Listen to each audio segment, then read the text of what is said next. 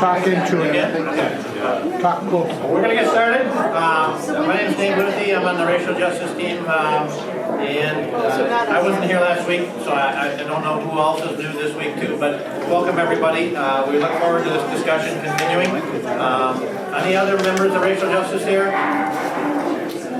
Bob, Amanda, and so...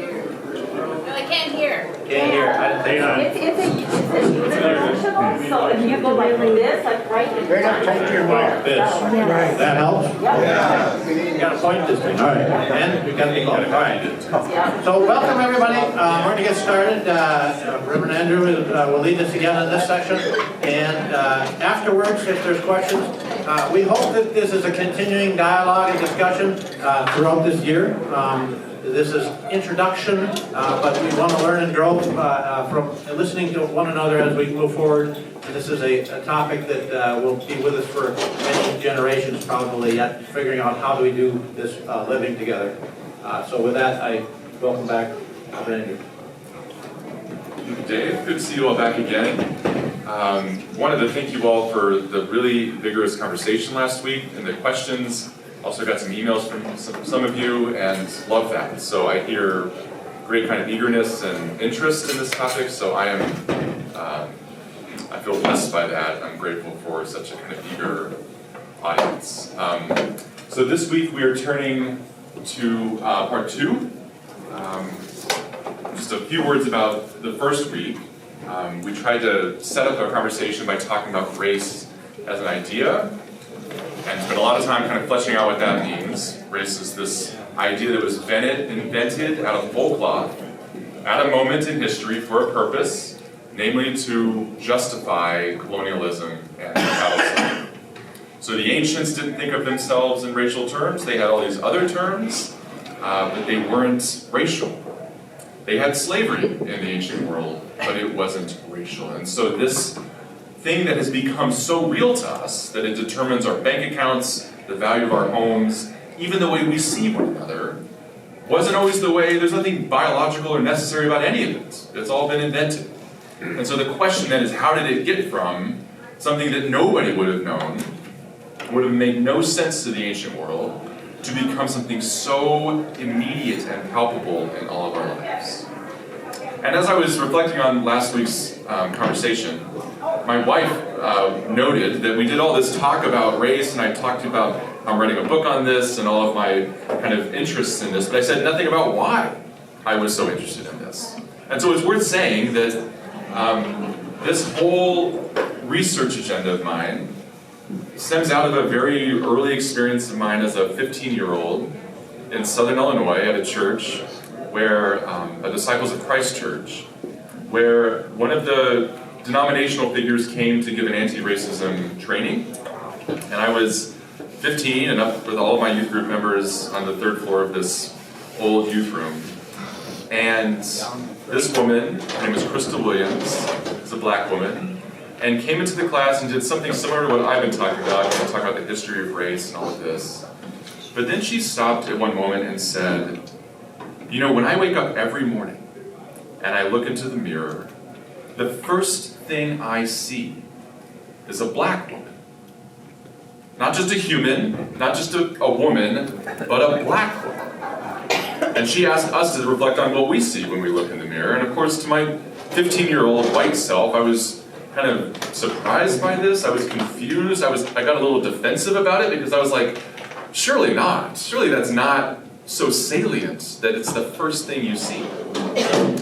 But over time, I've tried to kind of wrestle with this, that this might be really different for different groups of people. And so the things that those of us who are white see when we look in the mirror, our whiteness doesn't always rise up to the same level of salience or focus that it does for people of color. And what does that mean? Why is it that we, in these different racial categories, see ourselves so differently and see each other so differently? And so, in some ways, my whole work has been a response to this kind of early moment as a 15-year-old of confusion and of not understanding what a person of color meant when they told me about their experience.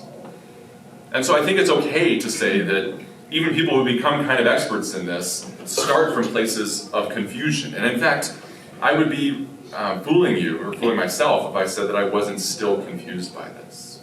So all of this material is just an attempt to try to begin to make sense of this for myself, and hopefully for us all. Because I don't think that anybody in the US really knows what this stuff means fully. So, as I said, we talked about the idea of race last time, invented out of whole cloth, that groups of people can be divided into these subpopulations that have a biological basis.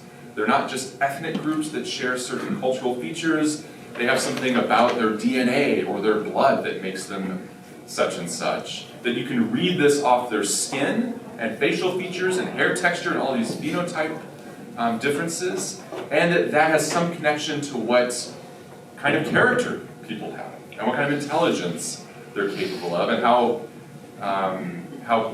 prone they are to self-rule versus being. So this was all trying to get a sense for what the idea of race is, and I kind of pitched the long story of how it came to be so real to us to the next two sessions. So this week, I will kind of do a long history of race in the United States during what I call overt racism. So that's the time when racism was the law of the land.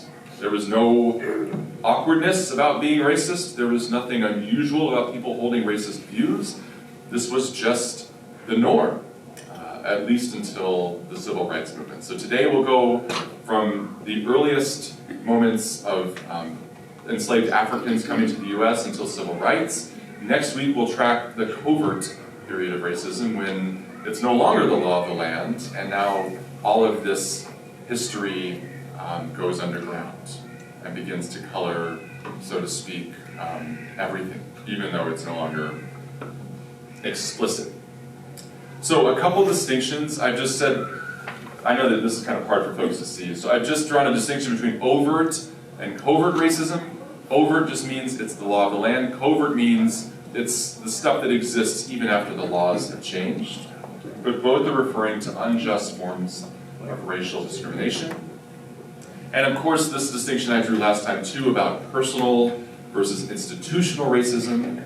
Personal racism is how you feel in your heart, kind of biases and judgments and feelings you have towards people of different races. And institutional racism refers to these more embedded patterns that persist even after most people in the US don't carry explicit racial biases, or at least don't say they do. So we'll keep those in mind as we turn this week to overt racism from slavery to civil rights. So this image here is of a slave ship manifest. So it shows names of the enslaved, just first names, and then sex, age, height, and then owners or shippers. And so this is, of course, I should just say this before we get into this, that we are going into some of the bleakest moments in American history. This isn't pleasant to look at, and the history of this country, as I will try to present, is one that is ambiguous. It has some of these really awful moments. It also has some claims about really high-minded ideals. And so we're going to try to look this in the face, not turn aside or avert our gaze, as we try to explore how it came to be that race became so real. So, America's moral foundation. Thomas Jefferson wrote the Declaration of Independence as a moral argument for American independence, and it begins with these familiar words. We hold these truths to be self-evident, that all men are created equal, that they are endowed by their Creator with certain unalienable rights, that among these are life, liberty, and the pursuit of happiness. This principle, the basic equality of human beings, means that we all have rights on which no government can morally intrude. They are inalienable rights, endowed by God, not by the state, not by anything else. Further, Jefferson thinks that these rights and their basis in human equality are self-evident truths. Any clear-eyed individual, including King George III, to whom he was addressing this, could see that they are true. The central irony of American history, or one of them, is that such self-evident truths could be so consistently denied and ignored. This irony was not lost on Samuel Johnson, the British satirist who famously remarked in 1775, quote, "How is it that we hear the loudest yelps for liberty amongst the drivers of Negroes?" Close quote. The idea here is that the colonists want freedom from England even as they deny basic human liberties to the enslaved population. So this figure, by the way, is from the same era as Jefferson writing these words, and so it's not as if nobody was aware that there's a contradiction going on here. Even some of these white folks in Europe could tell that there was something amiss about these declarations of independence and the realities of enslavement. In fact, those who were most keenly aware of slavery's brutality, the enslaved themselves, didn't view the practice of slavery as merely ironic or as an oversight by the founders. Rather, they saw it as an outright contradiction. Frederick Douglass, pictured here, was a freed slave and one of the most prominent abolitionists in the 19th century. And in one of his most famous orations, entitled "The Meaning of July 4th for the Negro," he put his thoughts this way: "What to the American slave is your 4th of July? I answer, a day that reveals to him, more than any other day in the year, the gross injustice and cruelty to which he is the constant victim. To him, your celebration is a sham, your boasted liberty an unholy license, your national greatness swelling vanity." End quote. Now, on the one hand, it's always true that human ideals fall short, or we fall short of our ideals. But the gap in the early United States was not just the common one between pristine ideals and messy reality. It was hiding something much more sinister. Now, there's a debate in American history that you've heard now all in the news as states like Florida and others are trying to figure out how to teach U.S. history, but some on this debate say that America at its core, at its founding, was really filled with these enlightened ideals, that life, liberty, and pursuit of happiness, that moral egalitarianism were the kind of gold bedrock of this early American experiment. Others say that no, indeed, these were all just ideology that were covering up a deeper, more sinister reality that is of chattel slavery. And so at its core, the United States is really not this high-minded thing. It is rather a white supremacist polity. And so folks find themselves on either side of that. Today I'm going to try to tell a more nuanced story where both of those statements are true. So, as I said, something more sinister was hiding behind these lofty ideals of liberty and equality. It was hiding in George Washington's home, Mount Vernon, where at the time of his death in 1799, there lived some 317 enslaved Africans. It was hiding in Thomas Jefferson's home, where over the course of his life he owned over 600 enslaved people. It was also hiding in Jefferson's bedroom. It's well documented that he fathered several children with Sally Hemings, an enslaved woman who as such had no power to refuse his advances. Slavery was legal in all 13 of the British colonies that would become the USA. So for over 150 years before independence, Black people lived and worked on American soil with no recompense, no rights, and no liberty. One way to understand early American legal history is the attempt to square these egalitarian principles with the very inegalitarian realities that excluded Black people from we the people, and Native peoples, for that matter. So how did this institution, what one commentator referred to as the South's peculiar institution, come to be? Scholars estimate that between the 15th and 19th centuries, over 20,000 slave ships traversed the Middle Passage of the Atlantic Ocean. The Middle Passage was the harrowing journey across the Atlantic from the west coast of Africa to the Americas. And the enslaved were crunched in below deck, the men chained to one another usually, and rarely allowed to come above deck to receive fresh air for this entire multi-month journey. This was part of what was known as the triangle trade. Ships would depart from Europe with manufactured goods that they would then use to purchase human chattel in the west coast and southern coast of Africa. They would then travel across the Atlantic to ports in the Caribbean, in North America, South America, and especially Brazil, where they would then deposit these human beings, and in return they would pick up raw material. And then they would ship back to Europe these raw materials so that they could be produced into manufactured goods.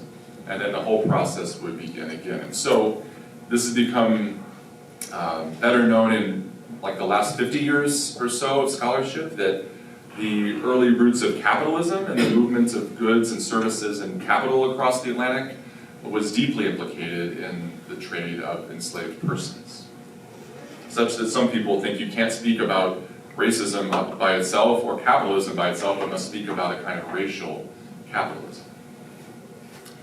Now these are estimates, but scholars think that some 10 million souls were shipped from the west coast of Africa to the Americas.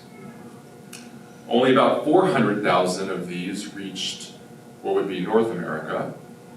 Most went to the Caribbean and Brazil, where the plantations were generally quite a bit larger and required more labor. The production of sugarcane was an especially labor-intensive process, and it was also very harmful, and so people died frequently. And so these markets were ones in which had an even greater appetite for purchasing enslaved people. So the 400,000 or so people that came to the US became 4 million people by 1865, and in 2020 the count of black people in the United States, which of course includes the descendants of the enslaved but also more recent immigrants from the continent of Africa, numbered about 47 million.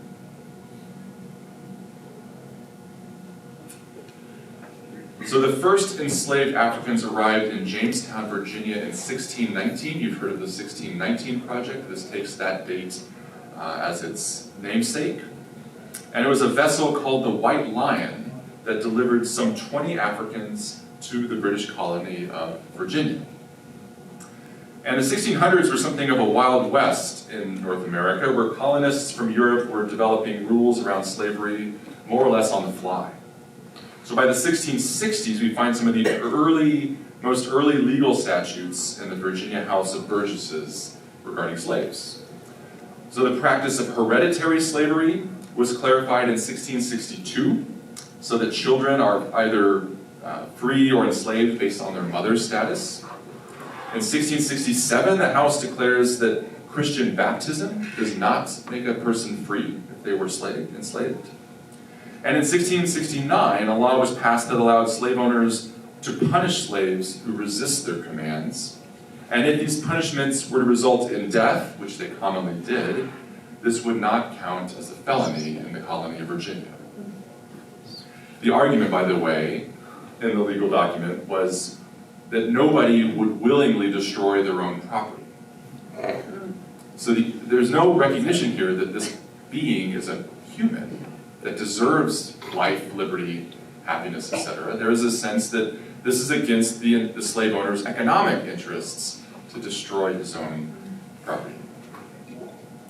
Now in the 17th and 18th century, you're seeing here kind of the movement of the number of enslaved persons per square mile over time from 1790 to I think 1860. In the early American colonial history, slavery was primarily focused on the Atlantic seaboard, from Maryland south to Georgia, and they labored in tobacco fields and rice and indigo plantations.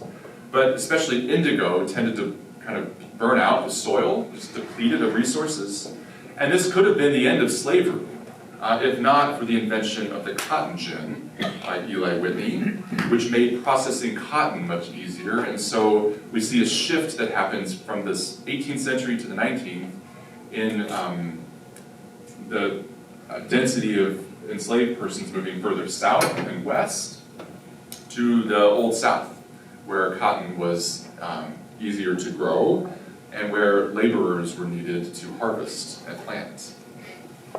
So this invention of the cotton gin meant that the demand for enslaved laborers went up and the practice of slavery expanded into the rich agricultural lands of the Mississippi Delta. After the American Revolution, slavery was gradually abolished in the northern states between 1774 and 1804, which were simply, that wasn't always because they were more moral, they just didn't need agricultural laborers in the same degree. But slavery remained on the books in the South as its peculiar institution until 1865. Now the point was made in our last class that slavery is an ancient thing, so the notion that racial categories had to be invented to justify slavery seems like it was rather late to the game. And this is true. Human cruelty is as old as human beings. Slavery was practiced in Egypt, in ancient Israel, in ancient Greece and Rome. It was practiced in lands ruled by Muslim rulers in North Africa and the Middle East. And in the 14th and the 1600s, we know that many African civilizations also practiced enslavement. The Portuguese were major explorers during the 15th and 16th centuries, and when they arrived in West Africa, they discovered the practice of slavery to be widespread. Tribal groups would frequently enslave members of conquered rival tribes, so the Portuguese found local African slavers ready and willing to sell their slaves.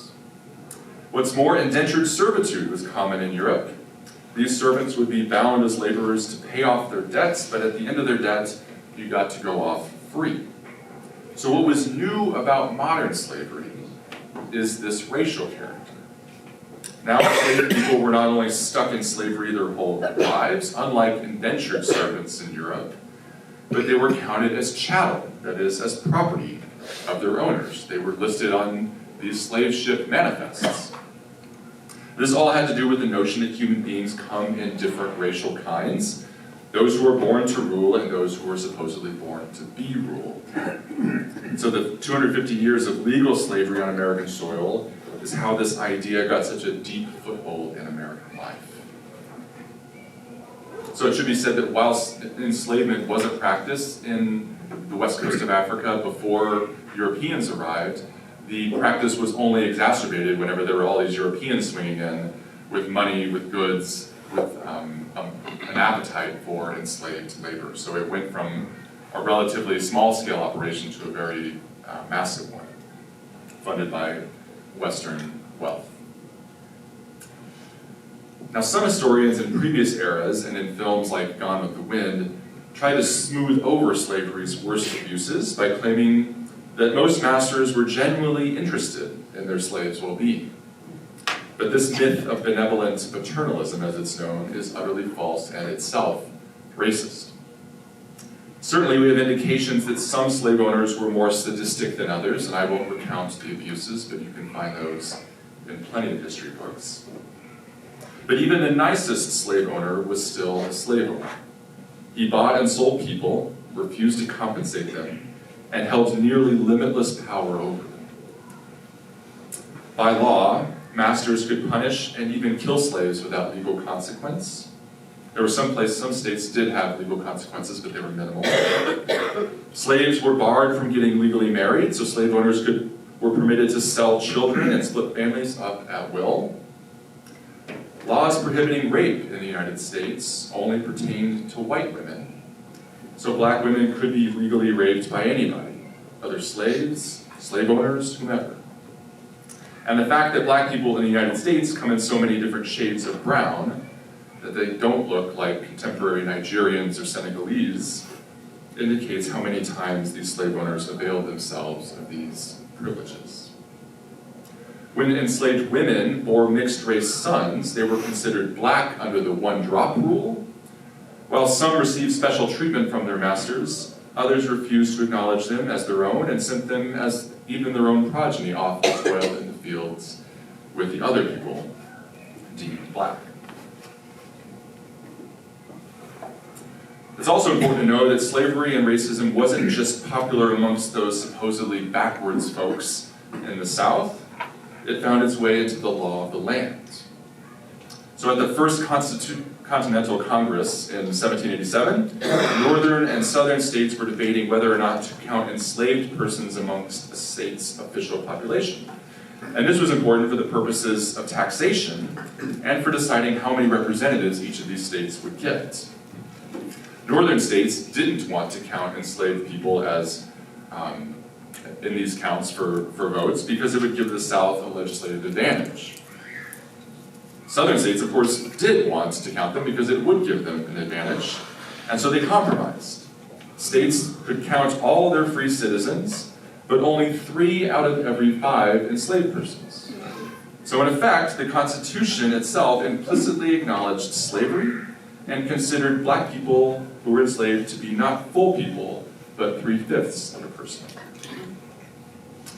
The Naturalization Act of 1790 was one of the first pieces of immigration policy in the US, and it explicitly stated that the conditions for becoming a citizen of this country required that someone first live in US territory for 2 years, and second, quote, be a free white person, close quote.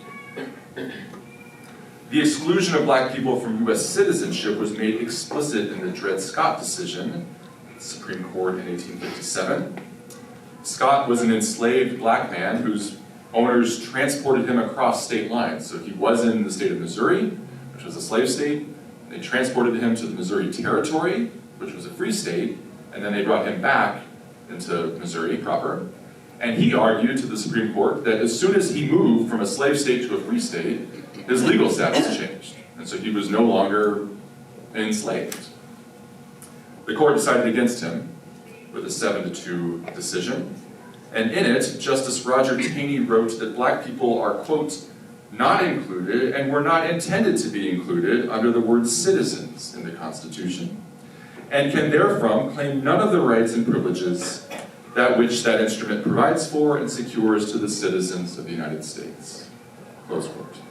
So this is to just disabuse us of the idea that racism and slavery was simply a kind of Southern phenomenon, and at that, a kind of backwater one at that. This is the founding legal documents of the United States, and the highest court of the land is ruling this explicitly. Now, there were certainly abolitionist movements and slave revolts during the same period. There was a powerful stream of American history that fervently rejected slavery and sought to bring it to an end. Quakers had agitated against slavery as early as the 1680s in colonial America, and abolitionist societies were formed in the US and in places like New York and Pennsylvania in the late 1700s. These societies were limited to white people, but they formed alliances with black groups to pass state laws that would prohibit slavery. And these were eventually successful in the North.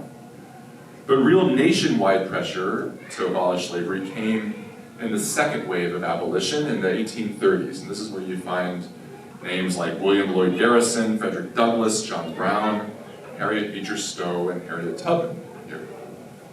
Some of these did turn violent, such as John Brown's raid on Harper's Ferry, and others sought to form a mass movement and to stir the moral soul of the nation. But it's important to note, so this is important to say, it's not that every American that lived from the beginning of the colonial period to 1865 was pro-slavery. There were dissenters, but they faced really steep headwinds, mostly economic ones. In 1860, 80% of the nation's GDP was tied in some way to slavery. And as the Civil War broke out, the monetary value of human beings held as chattel exceeded the entire value of all the factories and the railroads in the nation combined. So even these well-meaning social movements and moral sentiments were facing entrenched economic interests that were not going to let this slide. This controversy over slavery reaches a fever pitch that eventually results in the southern states declaring or seceding from the Union and attacking Fort Sumter, which sparks the American Civil War. This lasts from 1861 to 65 and was immensely bloody, with over 750,000 people killed and 1.5 million casualties. In his second inaugural address, Abraham Lincoln casts this awful bloodletting as a kind of divine judgment for the offense of slavery. He writes and speaks, "Fondly do we hope, fervently do we pray, that this mighty scourge of war may speedily pass away. Yet, if God will that it continue until all the wealth piled up by the bondman's 250 years of unrequited toil shall be sunk, and until every drop of blood drawn with the lash shall be paid by another drawn by the sword. As was said 3,000 years ago, so it still must be said, the judgments of the Lord are true and righteous altogether. End quote. Lincoln raises a profoundly political, but I think also theological question, one that I think haunts us even today. How does a nation repair 250 years of unpaid labor? How does a nation make recompense for every drop of blood drawn from enslaved black people by whips held in the hands of white people? But theologically, this question takes on an even greater profundity. Lincoln was quoting the psalmist there at the end, Psalm 19. So if he's right, and the psalmist is right, and the judgments of the Lord are true and righteous altogether, and if that means that God judges these 250 years of American slavery as a sin that offends God, that it constitutes an act of rebellion from God, how can that sin be redeemed? What does American redemption look like in the aftermath of the sin of slavery? In the immediate aftermath of the Civil War, the federal government made its strongest efforts up to that point to at least live up to these founding ideals of equality and liberty for all. So to be sure, this did not repair all the wrongs against black people that were permitted legally under federal law, but what became known as the Civil Rights Amendments might at least prevent this sin from happening again, they thought. So these Civil War amendments, there are 3 of them. This is taking you back to your civics lessons, probably in junior high, or high school perhaps. The 13th Amendment, passed in December of 1865, abolished slavery nationwide. At least it kind of did. It said you could still enslave people as a punishment for crimes, but this was a step, at least, towards abolishing it across states, free or slave. The 14th Amendment in 1868 promised equal protection under the Constitution and birthright citizenship. So people, regardless of enslaved status, so long as you were born in this country, you were guaranteed citizenship. Of course, this is what has recently come under fire from the Trump administration, that birthright actually does guarantee citizenship, but these battles persist. The 15th Amendment in 1870 extended the right to vote to previously enslaved persons. So collectively, these amendments established a legal basis, emphasis on legal, for persons to be formally equal. The founding moral principle of the United States was finally attained, at least in theory. But this is a cautionary tale as well about the extent to which legal freedom ever really amounts to real freedom. So for the next 100 years, the story of race in the US, and particularly in the South, was a story of white racial backlash. Just as the US made immense shifts towards legal equality for black people, white Southerners did nearly everything they could, from lynching and terrorism to passing racist state laws and gutting federal laws, to keep black people in their place. Now just imagine what this would have been like. If you had been enslaved in 1864, and your whole family had been enslaved for the past 10 generations, then one day, you're simply declared to be free. You own no wealth. You've been prohibited from learning to read or write. You're broadly despised by the people who used to own and whip you. And now you're set off to start your own new life, literally from scratch. And the only thing standing between you and the folks that used to own you, and who are hot and mad that they no longer do own you, is the remaining Union troops in the South, who are going to leave eventually, and the Freedmen's Bureau.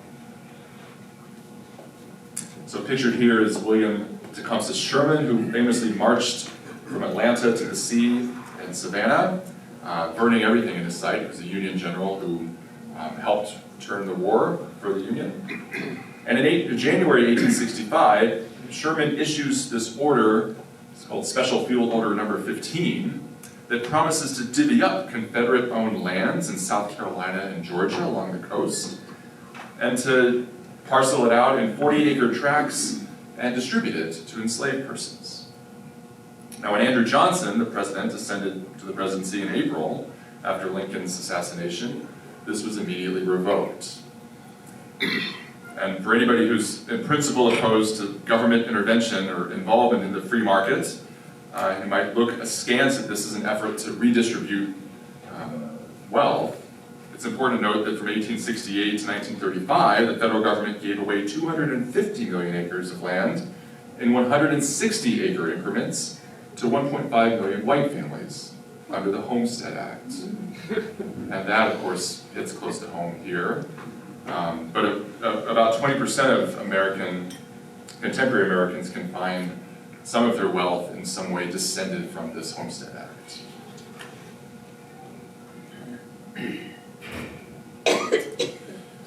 Lincoln resolved that after the war, the preservation of the Union would require that he take it easy on these southern states. So rather than hanging Confederate leaders and generals for treason, he elected to show mercy.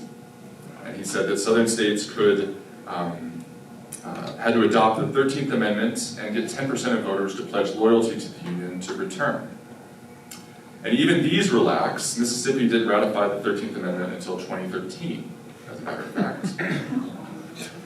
So this is implementing what's known as the Reconstruction era from 1865 until 1867, where there's an attempt to try to weld this bifurcated Union back into a whole. And of course, Lincoln is assassinated during this time, and Andrew Johnson takes over. He's a Southerner from Tennessee who strongly advocates for states' rights.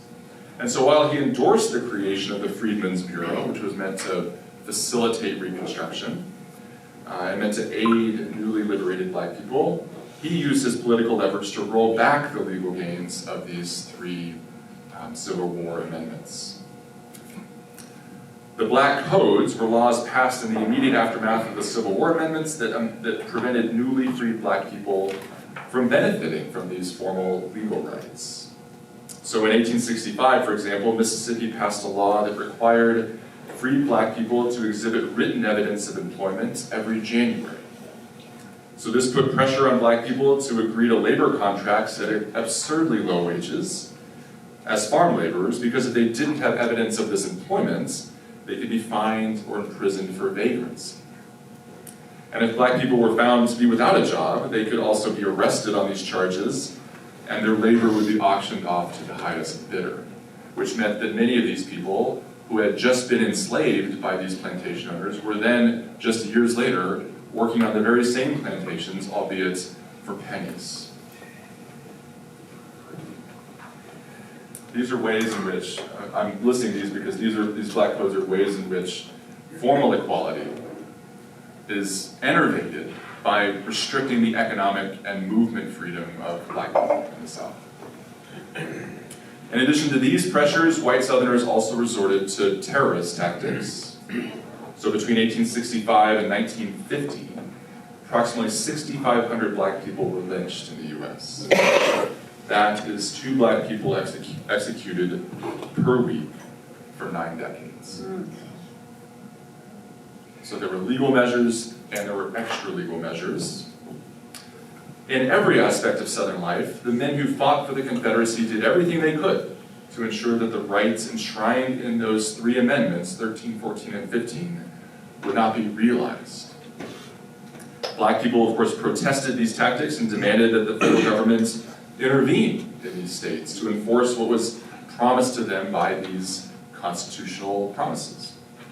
But routinely, the Supreme Court judged that it was within the states' rights to determine how these freedoms and protections would be enforced. The discourse about states' rights, by the way, is still very present with us today, and its racist origins can be located right here. In delegating this to the states, the Supreme Court effectively gutted these 3 amendments by refusing to grant federal oversight of the way that these states enforced their laws. This would result in the Jim Crow laws of the South, which were based on this principle of separate but equal, that there was no transgression of the Constitution if persons were segregated by race and they were given separate but quote-unquote equal treatments.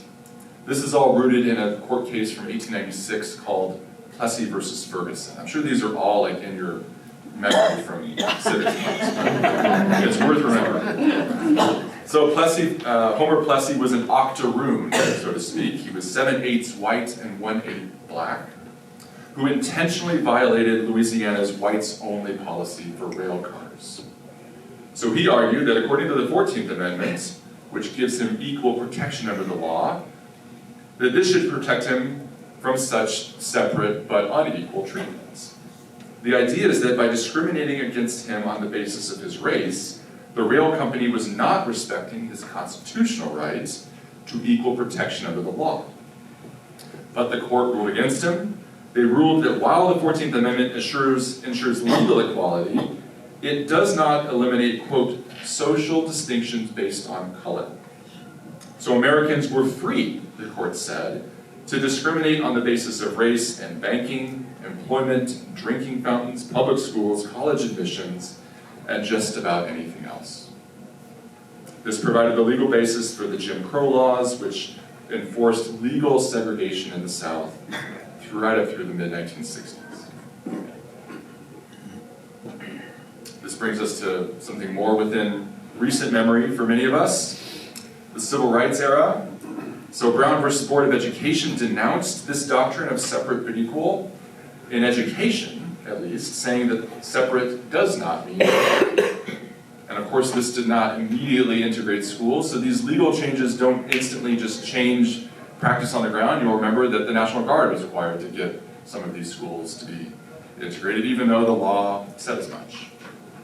And then, very important are these two kind of central acts of the civil rights movement. The Civil Rights Act of 1964 made it illegal to discriminate on the basis of race, color, religion, or sex. Hotels and lunch counters and dance halls could not discriminate on the basis of race anymore. This also made it illegal for states to allow different processes for voter registration for persons of different races. And the Voting Rights Act of 65 outlawed literacy tests, which discriminated against black people from being able to vote, and outlawed the passing of any law that had the results of discriminating against racial or linguistic minorities.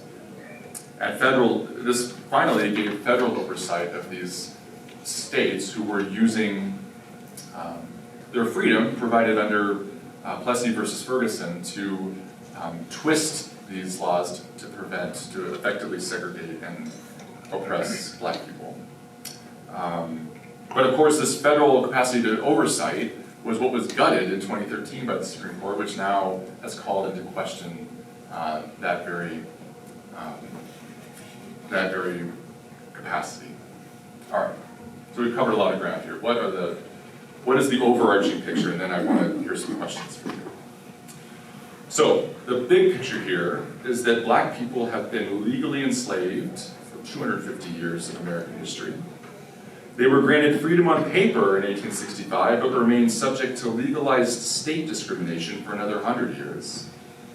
This means that in effect, black people have been privy to the full set of legal rights and freedoms as white people for only the most recent 60 years of the last 400.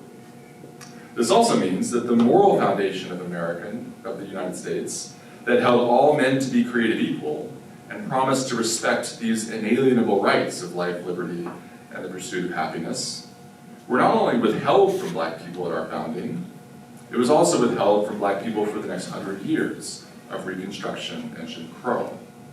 So for the first 190 years of our national life, black people were categorically excluded from we, the people, which, of course, if you read the Constitution by the letter, it shouldn't have been so.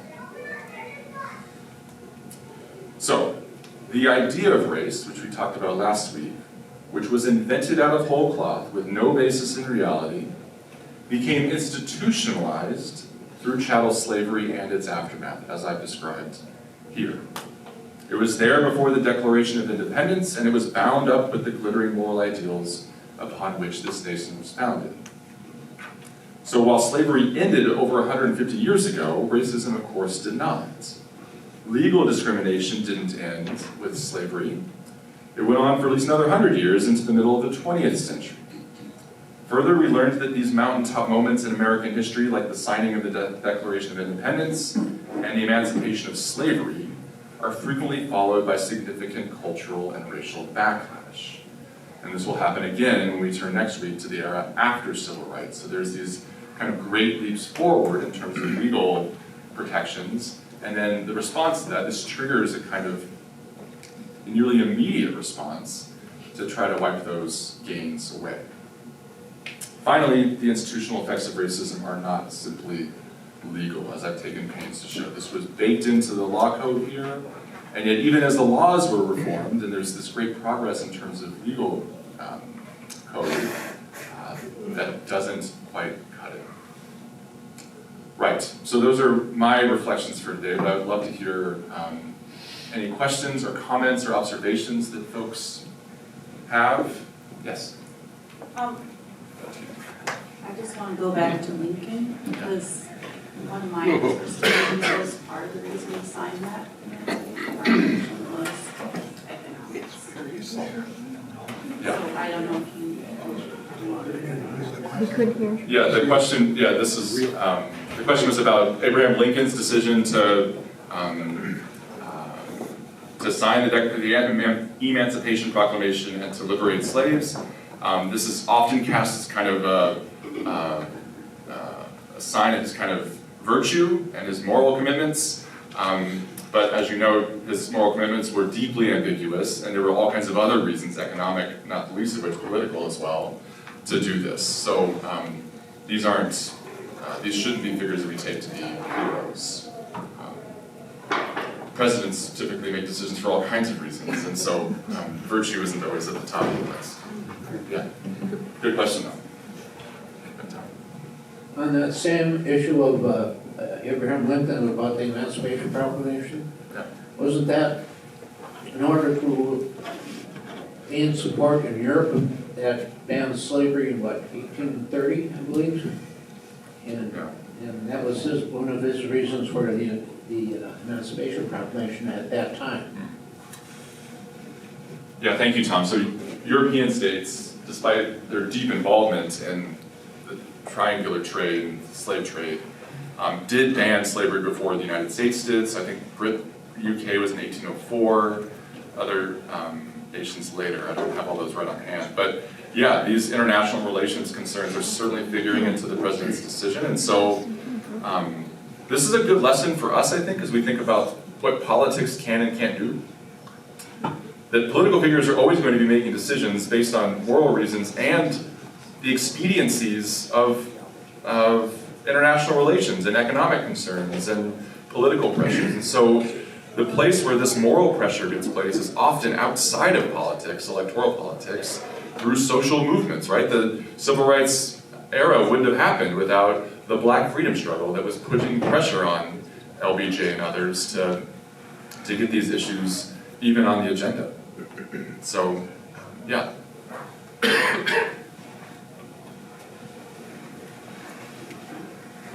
So this is probably just more of an observation as well, but I had a really close family member tell, when we were just talking, just well, slavery's over, civil rights is over, what do they have to complain about essentially? And it's just, a piece of that is obviously uneducated, but that's why I like the difference between when you're talking about covert and overt, because covert, what you just described, everyone does to some extent learn in school, but it's all the covert, when people learn and they're all right, that's the law of the land, everything's good, and it's not really in the end. And it's how do you educate on the covert, because people don't realize how that's benefited them or impacted them and disenfranchised others.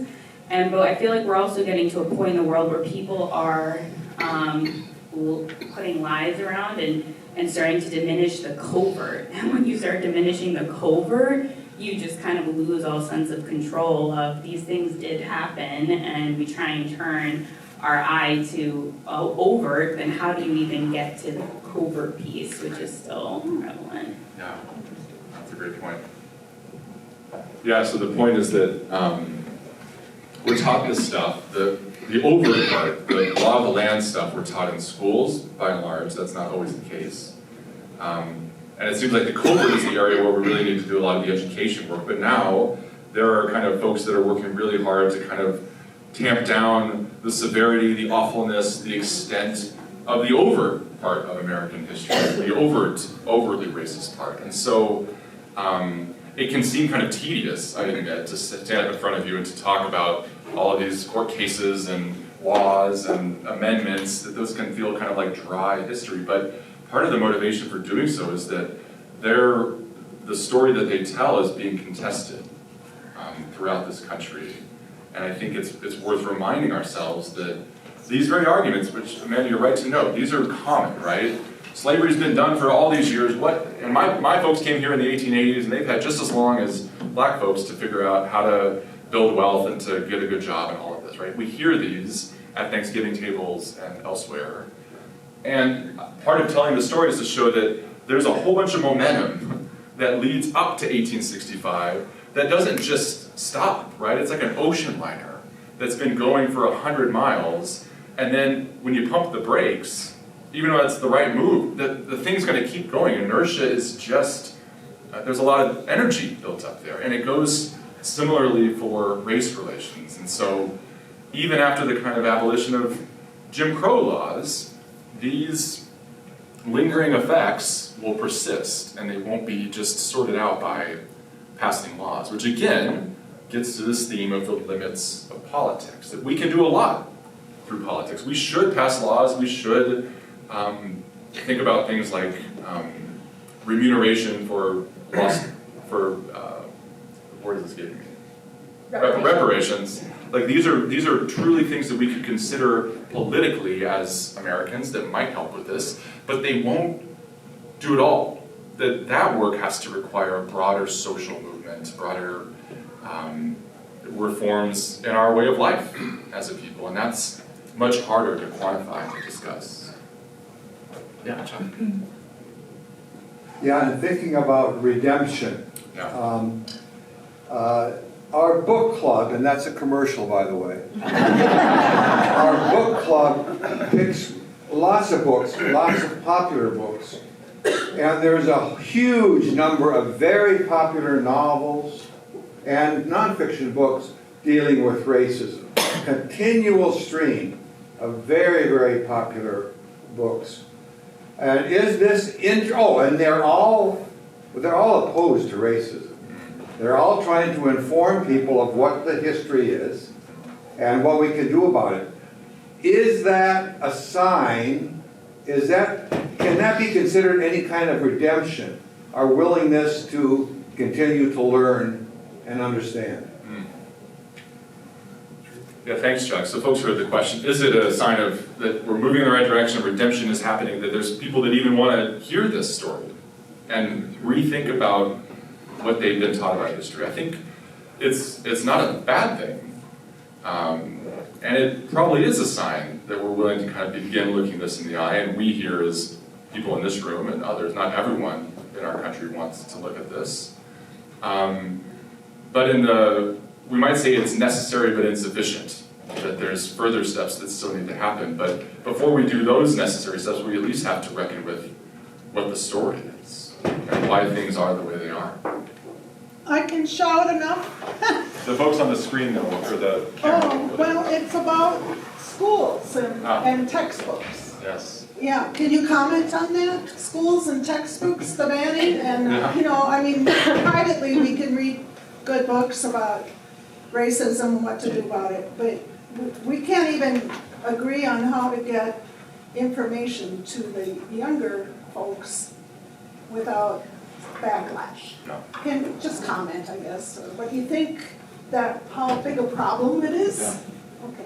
I think it's a very big problem, and I think it shows the kind of, one way to read this is as a kind of moment of racial backlash where there's folks that recognize that advances are being made and that there's energy around really large-scale government programs like reparations that might actually change things significantly in the US.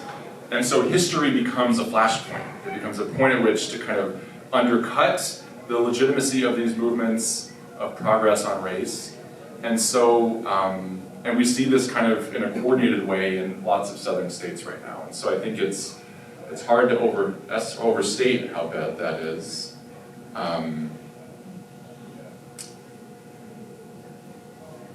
Yeah. Well, it's like we don't have morality in the classroom anymore. I mean, it's not allowed, Yeah. in a way. So it's like everybody has their own view. So my kid can't be tainted by your moral values. So morality, to me, has gone berserk. And the South has their own code and, you know, a few state, you know, I won't name the states, but there's so many people and so many mindsets. Yeah. I don't know how to, just don't understand how to bring it together, and we don't have leaders that can do that either. We don't have the leaders. No, the point here is that I think this is really good, actually. This gets into my territory as an ethicist. We don't have a common story. And we have this kind of fragmentation of groups where if you're on the right, you don't talk about slavery, you talk about the greatness of America's founding. And if you're on the left, you just talk about how terrible things have been and you neglect the positive things that, like, these founders were doing pretty remarkable things. They weren't perfect. And I think that the fact that as soon as you say anything on either side of that, the folks on one side think that you're on their team and the other folks think you're against them is part of what's going on here. There's a kind of polarization so that even pretty incontrovertible claims, like these founders had great ideas and they were ambiguous. They also had some problems. Seems to put you on one side of the aisle or not. And that means that as a people, as a nation, there's some work to do on figuring out how to tell a story that is big enough for all of that doesn't just take sides, that can say both things at once. And that requires a kind of complexity of thinking and nuance that is not afforded by Twitter and cable news. I think that's the scary thing about this whole situation. We never dealt with the whole idea of racism post-slavery. And the second thing that I think makes it so daunting to work for or work against racism is right now, I think that there are a number of other bigger factors that have embedded themselves into our social media, that have embedded themselves into our politics, and it goes beyond our two-party political system. I think it comes from other countries. I think it comes from maybe corporations and big business, and it's, like I said, it's really daunting. Yeah, there's lots of voices with lots of money and power behind them that are putting pressure on this and trying to influence the way we tell these stories, which is why we should read the history and think about the history and kind of tell ourselves the story more frequently so that we can resist some of those powers. Did you have a... What about one of the original sins of the European nations coming over and taking North America away from the Indians? Yeah. How's that for an original sin?